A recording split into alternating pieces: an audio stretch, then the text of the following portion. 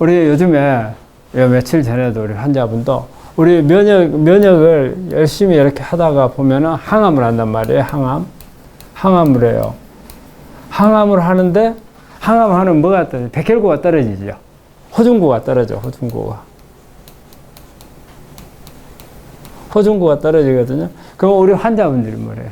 나 면역 열심히 치료했는데 왜 호중구가 떨어졌느냐. 이것도 면역이라고 생각을 하는 거예요. 이것도 면역은 맞아요. 이건 면역은 맞는데 이거는 면역이 요건 세균에 대한 것만 하는 거예요. 세균. 호중구는 암세포하고는 아무 관계가 없어요. 그 면역 중에서 이게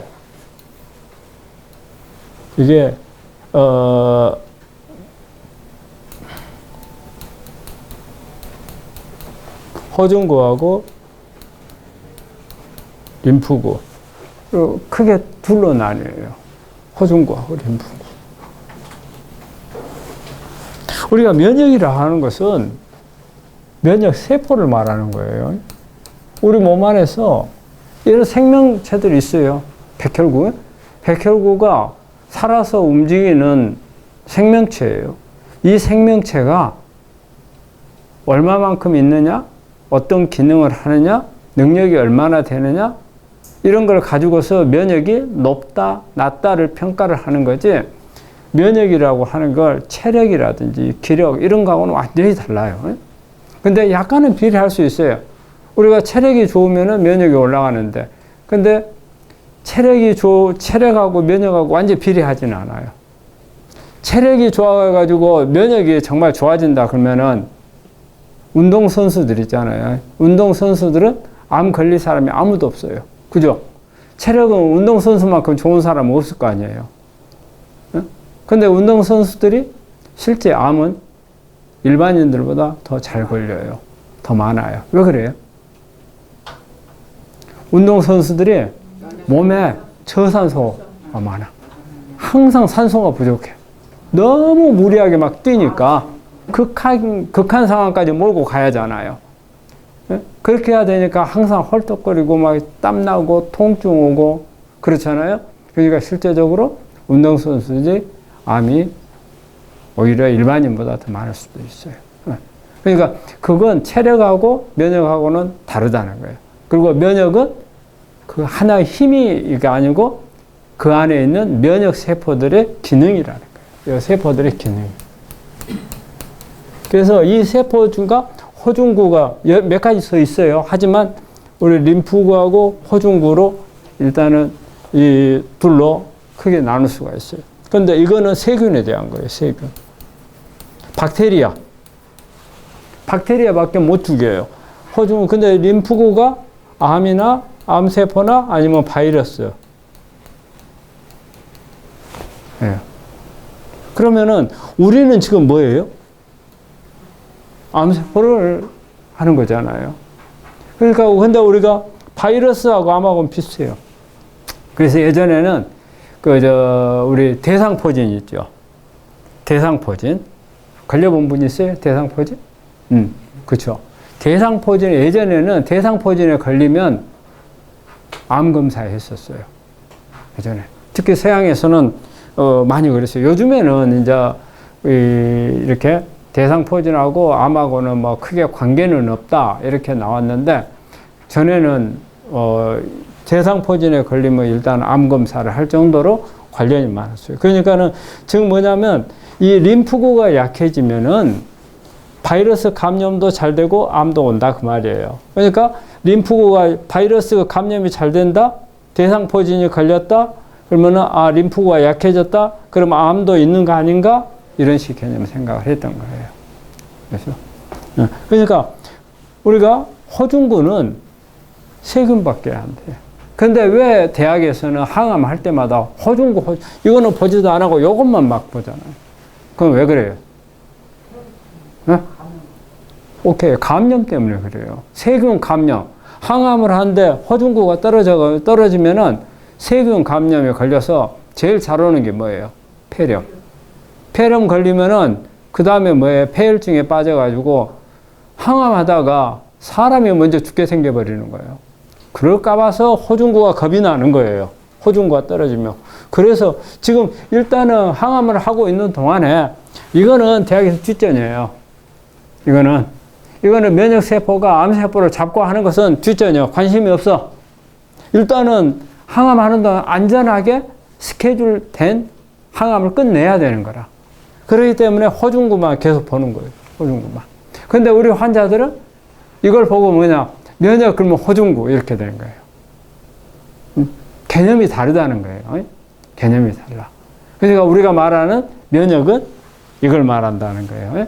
근데 항암을 하다가 호중구가 떨어졌어.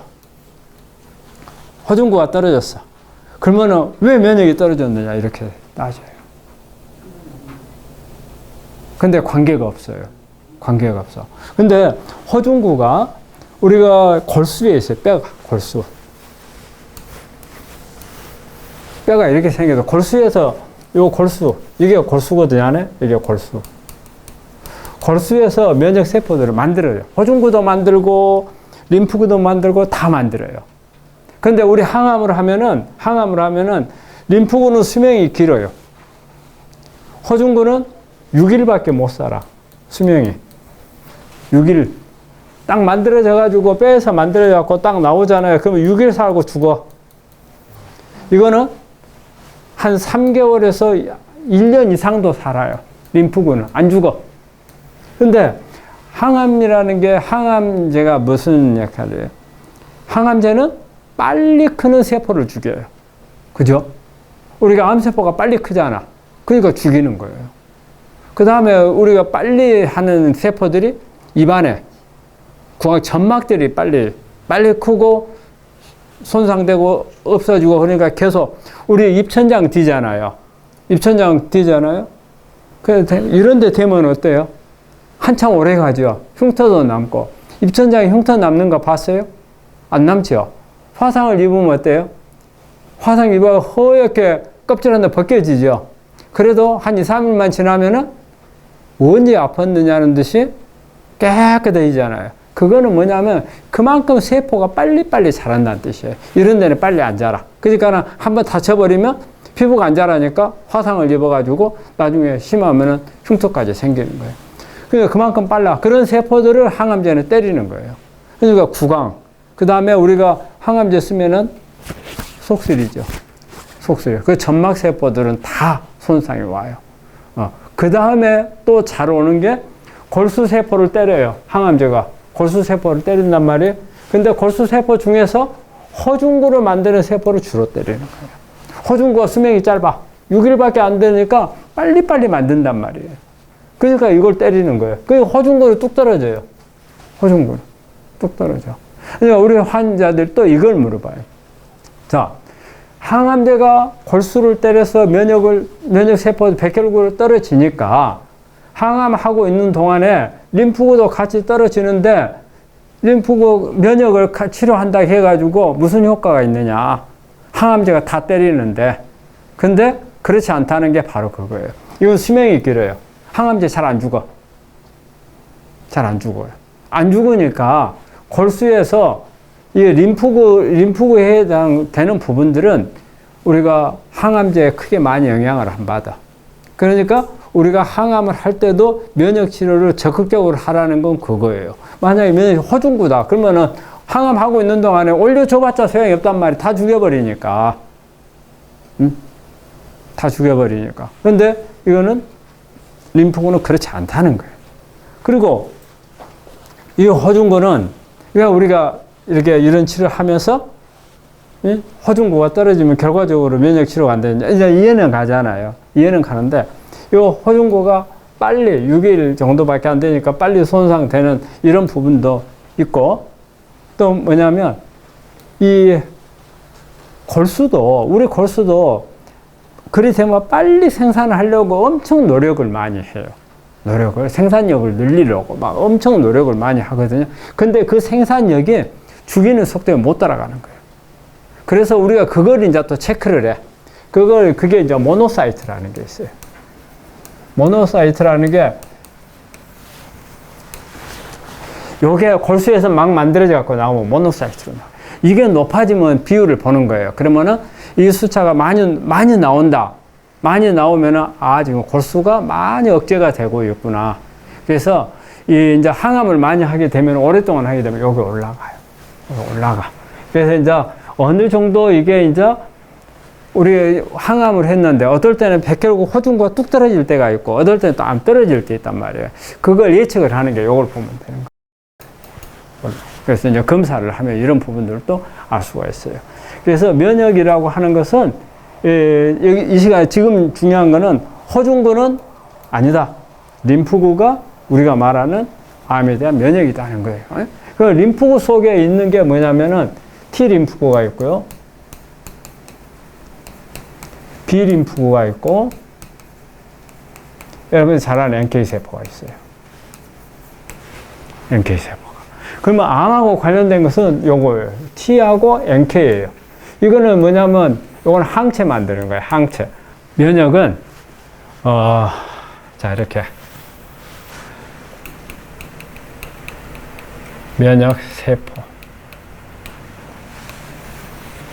암 세포. 이렇게 여기 싸우는 거예요. 이렇게 싸우는 거. 이렇게 싸우는 거. 자, 그러면은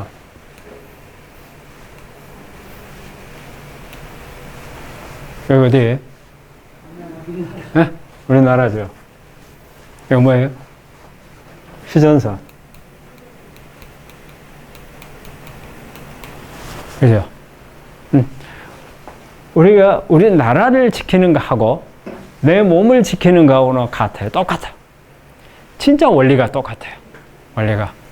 내가 여기에 면역하고 이거하고 보니까 이 생리가 정말 똑같아요.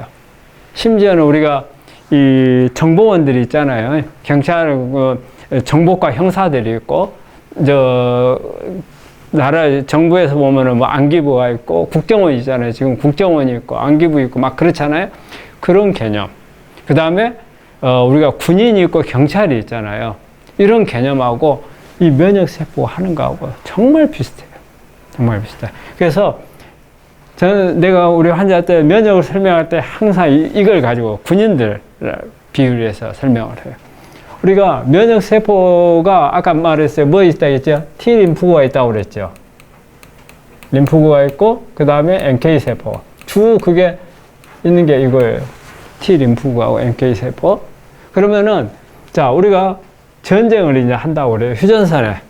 전쟁, 북한하고 지금 남한하고 전쟁을 한다 할 때, 우리가 이기려면은, 어때요? 첫째, 뭐 병력이 많아야 되겠죠. 병력 적으면은 숫자 밀려가지고 안 되죠. 그게 병력이 충분해야 돼.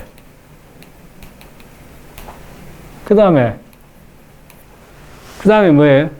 우리 군인들, 우리 민간인들 데려다가 총 두고 싸우라면 싸워요? 못 싸워요?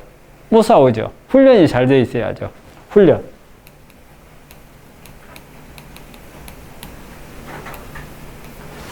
그 다음에 우리가 군인이라는 것은 우리가 볼 때 군복을 입고 있는 사람들이죠. 근데 그 중에서 싸우는 사람이 있고 안 싸우는 군인들이 있어. 안 싸우는 군인들은 누구예요? 뭐 운전병이라든지 취사병이라든지 행정병, 얘네들은 총 가지고 안 싸우잖아. 그러면은 싸우는 군인이 있어야죠. 전투병들. 네? 이게 전투병.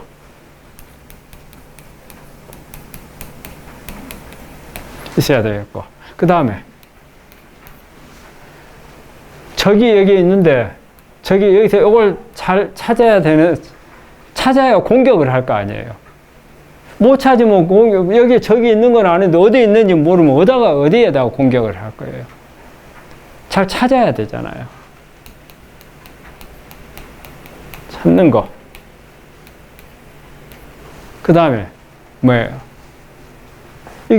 이게 참 여기 중요한데, 이게 전투를 하다 보면은 이 옛날 그 6.25 때 있잖아요. 6.25 때 우리가 저기 어디에요?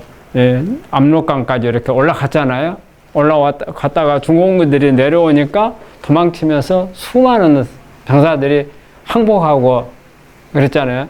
항복하는데 왜 그러겠어요? 겁이 나가지고 항복하잖아요. 암도 마찬가지예요. 암도 우리 면역세포들이 여기에 암이 있어서 암을 공격하려고 갔어. 가서 보니까 이 암이 적이 아닌 걸로 보이는 거예요.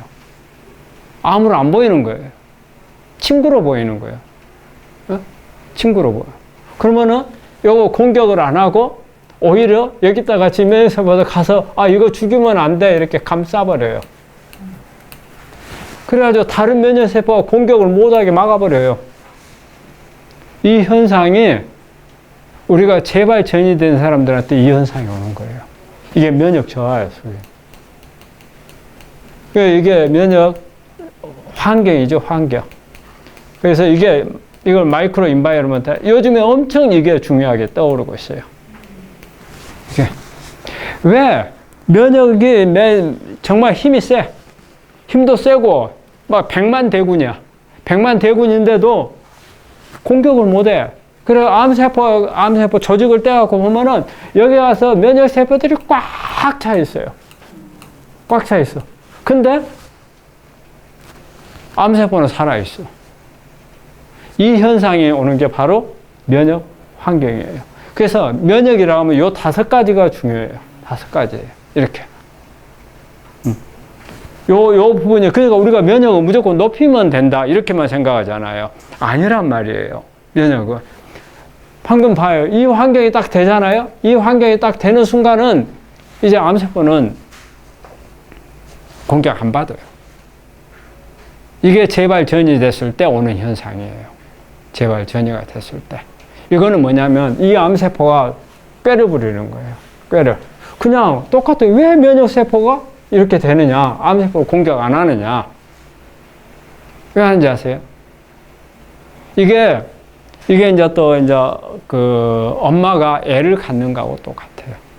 엄마가 애를 가지면 애는 이물질이에요, 아니에요?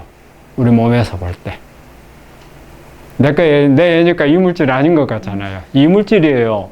왜? 내 거 유전자 절반에다가 아빠 거 절반이 섞였잖아. 절반이 이물질이에요. 그런데, 그러면 우리 몸 안에 있는 이물질은 무조건 공격하게 돼 있어요. 그죠? 우리가 이식을 하면 어때요? 면역 억제를 시키고 이식을 하잖아요. 면역 억제를 시켜주거든요. 그러면은 다 죽여버려요. 그런데 애는 안 죽어요, 애는. 애는 안 죽잖아요. 이유가 있는 거예요. 바로, 우리 유전자에 애는 보호하게끔 되어 있단 말이에요. 그래서 이 암세포가 애라는 표시를 하는 거예요. 나는 애기야라는 표시를 면역세포한테. 그러니까는 엄마의 면역세포가 애기세포를 죽이러 이물질이라고 죽이러 갔는데 우리가 이물질이라고 생각하고 죽여버리면 종족이 멸해되는 거잖아. 인류가 없어져 버리는 거잖아. 그러니까 유전자 속에 애는 보호하게끔 되어 있어요. 그러면 뭘 보고 보호를 하느냐? 그게 바로 줄기세포예요. 애세포는 배아세포. 그럼 배아세포는 뭐냐면 산소가 부족한 상태예요. 산소가 부족해. 그 암세포가 산소가 부족한 데서 잘 크잖아. 그죠? 산소가 부족한 상태에서 암세포는 줄기세포가 되고, 그 다음에 이게 산소가 부족하고 산성화가 돼요. 산성화. 저산소. 그 다음에 산성화. 이 주변에 산성화가 되면은 면역세포가 와가지고, 여기는 애기가 있네. 그럼 나 공격 안 해야지. 이렇게 되는 거예요. 그래서 우리 산성화 이번에 리트머스 체크했죠. 아무것도 아니죠. 그게 엄청 중요한 거예요. 산성화가. 산성화가 되면은 이 현상이 잘 오는 거예요. 몸을 산성화를 만들면 안 돼요. 산성화를. 그래서 산성화를 안 만들려면 어때요? 산성화 안 만들려면은 뭐 해야 되겠어요? 산성화 안 만들려면. 제1번. 면역 먹는 건 면역 주사? 네? 우리 먹는 음식 중에서 산성 식품이 어떤 것들인지 알아요? 거의 대부분이에요, 우리. 자, 탄수화물 먹으면 뭐예요? 젖산 만들어버리죠? 그거 산성화 되죠? 포도당 먹으면 과일도 마찬가지예요. 과당 먹으면 포도당으로 바뀌어가지고 젖산 만들어버려요. 단백질 있잖아요. 단백질이 뭐예요? 아미노산. 산이잖아요. 아미노산. 그 다음에 지방 먹잖아요. 그러면 지방산. 모든 음식이 산이에요. 그리고 우리 몸에서 산성화가 안 되는 것은 뭐가 있어요? 안 되는 게 두 가지 있어요. 오케이, 물. 그 다음에 또 하나. 미네랄. 물하고 미네랄은 우리 몸에서 활동하는 미네랄은 염소를 빼놓고는 염소, 클로라이드 빼놓고는 다 양이온이에요. 알칼리 쪽이에요. 그러니까 미네랄을 많이 먹어라 하는 이유가 바로 그거예요. 알칼리로 만들어주는 거고. 근데 물은 어때요? pH 7이잖아요. 중성이잖아요. 그래서 산성은 아니에요. 중성으로 바꿔주는 거예요. 그러니까 우리가 알칼리를 쪽으로 바꾸죠. 근데 알칼리 쪽으로 바꾸는 게 엄청 중요해요. 이게 어떻게 보면은 가장 중요한 것 중에 하나예요. 근데 우리 환자들이 가장 등한시해. 가장 신경 안 써. 그 산성화 이게 강의, 저 중요하긴 할 것 같은데 딱 강의 듣고 돌아서서 집에 가면 다 까먹어버렸어요. 다 까먹어버려요. 근데 산성화라는 게 산성화가 돼서 유지가 되느냐, 그게 없어요. 산성화는 그때그때 계속 해야 돼. 왜냐하면 날마다 우리 몸에서 음식물이 들어와가지고 만들잖아요. 만드니까 산성물질은 계속 만들어져. 그러면 우리는 어쩌다 한 번씩 내가 산성화가 됐어. 알칼리 바꿔줘야 돼. 이거 한단 말이에요. 그건 그때뿐인 거예요. 산성화 되는 게. 산성화를 알칼리화 시켜야 되는 것은 매일, 매 시간, 매 순간 해야 되는 거예요. 그러면 우리 몸은 계속 산성으로 가려고만 노력을 해. 근데 암세포는 산성을 엄청 유도를 해요. 왜? 암세포는 빨리 크니까 포도당을 끓여다가 에너지로 쓰잖아요. 그러니까 젖산을 많이 만들어야 크거든. 그래서 쥐는 계속 만들고, 그 다음에 암세포 입장에서는 많이 만들어야 공격을 안 받아. 쥐가 살아. 그러니까 악착같이 몸을 산성화를 시켜요, 암은요. 그러면 우리는 이게 산성화를 그 악착같이 하면은, 그러면은 우리가 적당히 하면은 이거 따라가요, 못 따라가요? 환자도 악착같이 해야 돼. 그래서 물 하루에 2리터 마시라고 했잖아요. 2리터는 무조건 마셔야 되고. 근데 2리터 마실 때 밥 먹고 나서 물 먹는 거 2리터 소에 포함돼야 안 돼요? 안 돼요. 응? 그거 포함 안 돼. 그거는 그 먹는 음식을 희석시키기 위해서밖에는 못 써. 그러니까는 그렇게 그 물을 포함한 건 아니란 말이에요. 그러니까 밥 먹을 때 먹는 물은 별개. 내가 평소 때, 예? 그 다음에 내가 근데 또 운동을 해서 땀을 많이 흘렸다. 그러면 좀 더 많이 마셔야 되고. 우리가 그냥 편하게 있을 때 한 2리터 정도 마셔야 돼요. 그 다음에 미네랄이 가능하면 물을 마실 때 미네랄이 있는 물을 마셔야 되고. 근데 내가 물하고 그 다음에 미네랄 이야기했잖아요. 그럼 우리 환자분들이 알칼리수 이야기를 한다고요.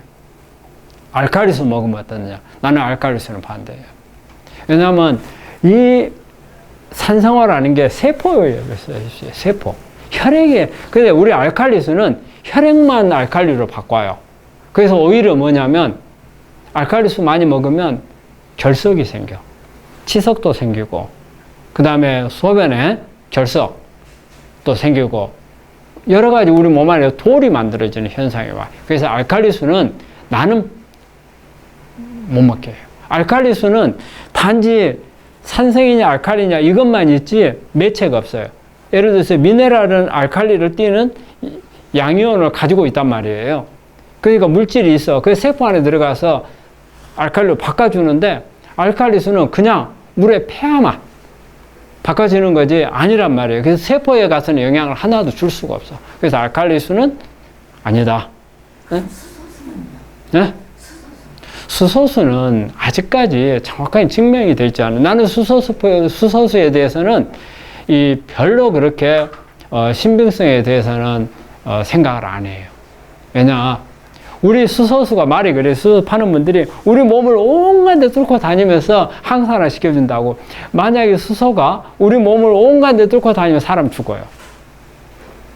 우리 에너지를 만드는 것은 우리가 요즘에 수소차 나오죠. 수소차. 사람도 한마디로 수소차예요.